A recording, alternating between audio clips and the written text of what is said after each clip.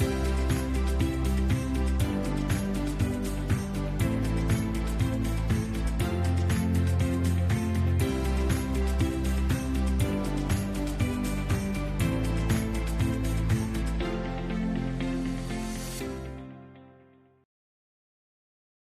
to Mixed Needs Mama podcast, where we talk about parenting, mixed needs families, and building a family culture that honors God and every member in our family. I'm your host, Terrie Hellard-Brown, a mixed needs mama myself, and I'm so glad you've joined us today. Today I'm going to talk about something that I don't think is controversial, but it might be a little bit. And that is what I call tag team parenting. We've talked a little bit on other episodes about respite and the need for rest, the need for not burning out, and for keeping our sanity to get out of survival mode all of the time. One of the ways we can do that is through what my husband and I have often referred to as tag team parenting. I know that it is becoming more and more popular, which I'm thrilled about, to have stay-at-home moms again, to not have everybody trying to have a career outside the home, but we are seeing a respect for and an understanding of the need for stay-at-home moms or traditional wives or whatever you want to call it.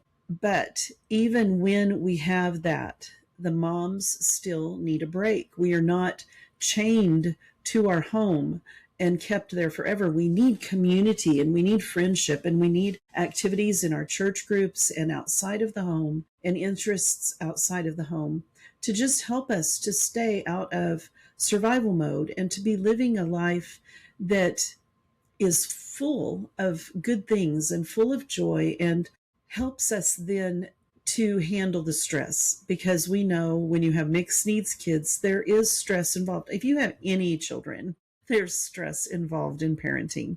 So how can we help one another as husband and wife to make it an easier road together? One of the things, first of all, is to understand that we are on the same team. And that may seem like a silly thing to have to say, but we see too many couples who start battling each other and stop recognizing that the husband and wife are on the same team. Even when we disagree, we're still on the same team. If we are attacking the problem, not each other. Whatever we're going through, whatever our challenges are, whatever our struggles are, that is something that you've always got to hold on to, that you are on the same team and you are going the same direction, and we are battling the enemy, we are battling the problems and solving them together, and that we are not battling one another. If we can keep that in mind, that goes a long way to bringing peace into our home and into our marriage. When we have that peace in those relationships, then peace is naturally in our family culture. So we need to build that. The other thing is, I've often talked about the pillars for building our family culture, and one of the main ones is respect. Honesty and respect, I think, are two of the biggest pillars. You might think it's love, that everyone should say our family is filled with love. I believe love comes out of respect. When we have respect for one another, love can grow, and love can be the kind of love we want to see in a marriage, in a family, in any relationship. But if we don't have respect for one another, it's difficult to have real love for one another. So respect and honesty are pillars, and we need that if we're going to have a strong marriage and a strong family that is growing closer to Christ and is building the family culture we so long to build in our homes. So first, we need to remember we're on the same team, and second, have those pillars to build our home of honesty and respect. And then the foundation, of course, must be Christ and God's word, that we follow and live a biblical culture, that we live a culture according to God's leading in his spirit. Then the other things that we are doing can all come from the right place. It's like having the right soil for everything to grow. And that's what we have when we have that kind of a foundation. Then we can look at how this is going to work in our family.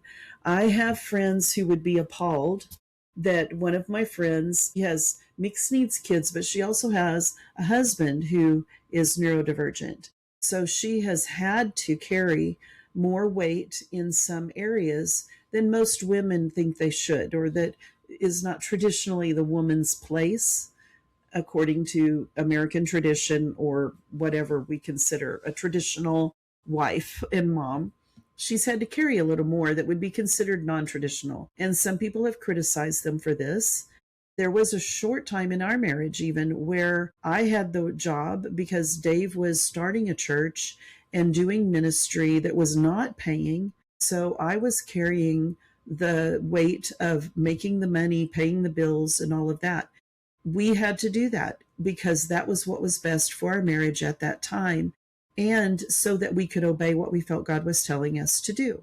So sometimes we still have that traditional viewpoint that, the wife stays at home and takes care of the house and the husband works and makes the money, but that isn't always the way it can be, depending on our situations. We've got to be realistic and recognize what works for our family.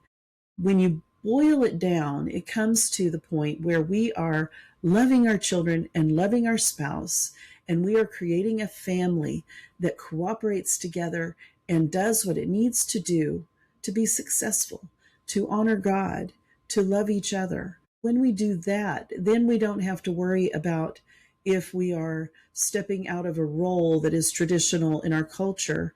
If we are meeting the needs of our family and we are honoring God with our lives, then it's a good thing. So sometimes because of our situation, we may have to do something that would be considered non-traditional. If we're able to be a stay-at-home mom and do the traditional life, and we love that, and that's what God has called us to, that's awesome. But if we do have to make a little bit of a difference in there, that can be awesome too, because we're cooperating and working together. We're a team, and we are seeing ourselves become the family God created us to be. So I'm sharing that just to say, don't be afraid. Let God define what you need to do and how to meet each other's needs and how to meet the needs of your children without the guilt, without the expectations, and all of the rigidity that can cause us to stumble and struggle. Let God lead. Let Him define how our family is going to operate. I know of one family I saw in a documentary where there are some autistic children who are just destructive and even violent. It's not common with all of them, but there are some who do. They may have a secondary diagnosis or whatever, but this child was very destructive and tore up the house and was violent. I don't know enough about the situation because I don't know them personally, so I don't know everything that's going on. But what they finally decided to do was to get an apartment. One parent would live with the autistic child in that apartment during part of the week, and the other parent would be with the other child in their home, and then they would swap places. I don't see how that could be sustainable forever. Maybe as they were getting therapy and treatments, and maybe as the child grew up, that changed, but for a short time, they had this arrangement. That is what they felt they needed to do to support each other, to support their neurotypical child, because that child was being beat up by the older autistic sibling. So it was a very difficult choice and a very difficult situation. Sometimes I don't think we know how to speak into some situations because we don't know all that's going on. But we try to, on this program and in all that we're doing with Whole Family, is to offer suggestions that hopefully will work with your family and will help you to find ways that you can navigate this challenging landscape that we live in, this journey that we're on with our children. It does change as they get older. So whatever we're facing right now may not be the case forever. So we can hold on to that. I often think of the scripture from Proverbs 31, the Proverbs 31 woman. Every woman who's a Christian has probably talked about it or done a study on it or whatever. And one of the things that I didn't realize when I was younger is that this is the story of a woman's lifetime. This is not the story of what she does every week with little babies and toddlers in the home. that she's out doing things in the marketplace and buying land and selling land and managing her servant girls and all of these things. First of all, it was a very different culture. Second of all, it was a very different timeline. I mean, it was a time throughout her life. So it wasn't that she was out buying land and selling land and working in the marketplace when she had babies at home that she was nursing and taking care of. We have different times in our lives when we're doing different things and when we need to be doing different things in our family life. So that's part of it as well. And I talk about tag team parenting. What that meant for us was if one of us was getting stressed out because there was just too much noise, too much stress, too many things going on with our kids, one of us would step up and say, "Why don't you take a break?" Like, for instance, when I was working on my master's degree, we had 4 children. I was busy, to say the least, and I would be so tired. Dave would say, "I'm going to take the kids. We're going to go to lunch. We're going to ride our bikes and go to lunch, and we'll come back in a few hours." They would be gone long enough for me to chill, to have a nap, and to just relax. It was amazing what a difference that made.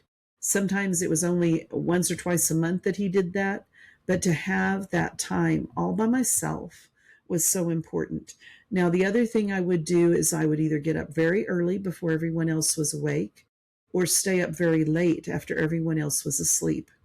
For me, that was a lifesaver. I had my quiet time. I had my time to myself. I even would do the grocery shopping after everyone was asleep. I would go to the grocery store, and sometimes it was a little scary, but most of the time it was just a blessing to go to the grocery store alone, get my grocery shopping done, and come home. And everybody was asleep. I just put the groceries away, and then I would go to bed. I did that quite often in Taiwan and in California. And it was what worked for us, and it worked well. If my husband was overwhelmed, he usually would just go for a walk or drive by himself, and I would just continue to keep the kids at home because it was just more fun for me to just stay at home with them. I would stress out trying to take them on the MRT or go run around with all 4 kids. He did it well. He loved it and he did a great job. For me, it was always stressful to get a taxi or go on the MRT or get on a bus or whatever. For me, I preferred just to keep the kids at home and let Dave go have his time by himself, go get coffee, meet with a friend or whatever.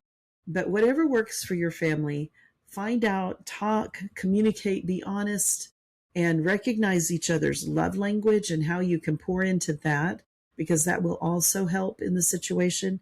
And then tag team. If things are too stressful for one parent, then the other parent takes over. We saw that in real time when our kids would have their cleft surgeries. I think I may have shared this on another episode, but the first time Rochelle had her first surgery, she was about 6 months old, I believe, because she didn't gain weight fast enough, and they have to have a certain volume of blood and everything before they can do their first surgery. So I think she was about 6 months old, and I had totally planned to just stay in the hospital room with her, to spend the night there. I mean, I'm going to be the mama. I'm going to stay there the whole time. And the first night was awful. It was so bad. I got 0 sleep. The nurses, of course, are in and out all night long, checking on the children and everything because we weren't in a private room. And I was so stressed out the next day that I was cranky and awful and just in a horrible, horrible mood. And I didn't want to be there, but I had had no sleep and I was just grumpy. So we decided very quickly that the best route was for Dave to stay the night in the hospital and I would spend the days in the hospital. We did that for the rest of their surgeries. And if you know anything about cleft babies, and I had 2, that was like about 12 surgeries that he would stay the night, I would spend the day. And then if we had family or friends who stopped by, they often would let us go to dinner together. So we would get a break for dinner time and get to enjoy that time away from the hospital, talk with each other, catch up, and have dinner together. That's how we survived those days and how we got through, because I did not want my children in the hospital alone. I didn't want them to be left alone. I wanted one of us to always be there, and this was what worked. So that's what we did, and that's how we tag teamed. If someone needed a break, the other person would step in, and we would do what needed to be done. What I love about the mentality and the attitude of tag team parenting is that we are a team and we are looking at the needs of what the other spouse has and trying to meet those needs. At the same time, we are both trying to meet the needs of our children. I think it's the way to go, whatever your situation is. You need to talk about it. It requires a lot of honesty, it requires a lot of scheduling and really working things out together. It requires a lot of teamwork. And sometimes it even requires a lot of prayer. I want to really challenge you as a spouse to look at your spouse and see what needs are not being met. Are they exhausted? Are they burning out? Are they super stressed? Do they have a best friend? Think about that. Who is your spouse's best friend? If they do not have a best friend except for you, then there's a problem. That means they're not having any fellowship, probably, outside of the home. They're not getting to do anything that's just fun. And sometimes they will start to feel like they are losing themselves. And the marriage can break down, the marriage can suffer.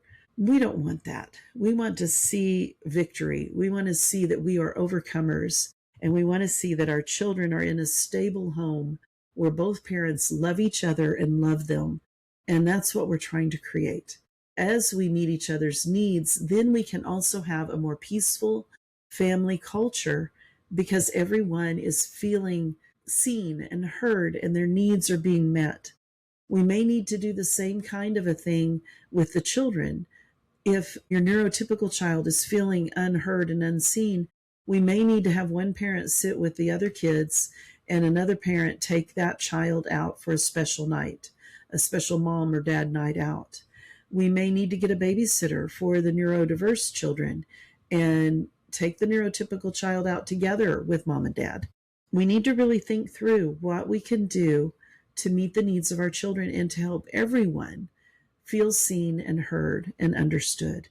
And then with our neurodivergent children, see what they need. If they have something they delight in, like I've known some who love trains, and we had a train town in our town, and we would go to the train town. One of my sons loved archery, so we would try to find ways to do archery with him.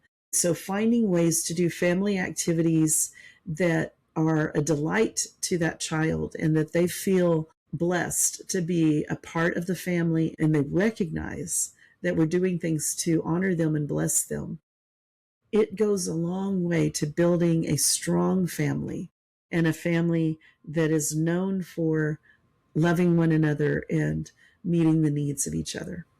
So I've got a booklet that is available. It's a small book about tag team parenting that is available for you. You can download it on Amazon. It is very inexpensive. I wanted it to be available for people.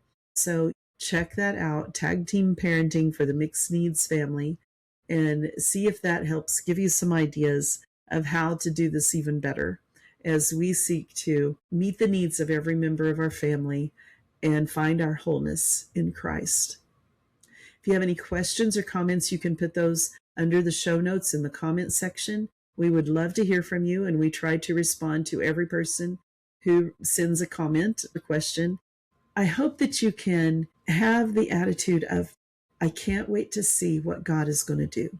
That's what I feel every time I do one of these podcasts. I can't wait to see what God is going to do in your family this week. I hope we can all have that attitude and look forward to what God is doing in our lives and in the lives of our families. God bless you. Before we go, I want to tell you about something I created specifically for the parent who feels like they're barely holding it together. Maybe you're tired of yelling at your children. Maybe you keep shutting down emotionally because it feels safer than engaging. Or maybe you're just constantly bracing, waiting for the next meltdown, the next conflict, or the next thing to go wrong. I've been there, and I know that when you've been in this space, the last thing you need is another long program or another book to read. That's why I created the 7 Days to Fewer Blowups at Home challenge. This is a 7-day reset, just 7 minutes a day, focused on helping you, the parent, Reclaim peace in your own heart and mind. Because here's the truth: we can't lead our families well when we're running on empty, reactive, and internally chaotic. This challenge isn't about behavior management. It's not about controlling our kids. It's about anchoring ourselves so that we can respond instead of react. So we can lead with clarity instead of chaos. So we can actually experience peace in our homes and in our hearts. Again, you get 7 days of focused, practical content that will help us shift the way we show up in our homes. Head to thewholefamily.love and grab the 7-day challenge. Let's do this together.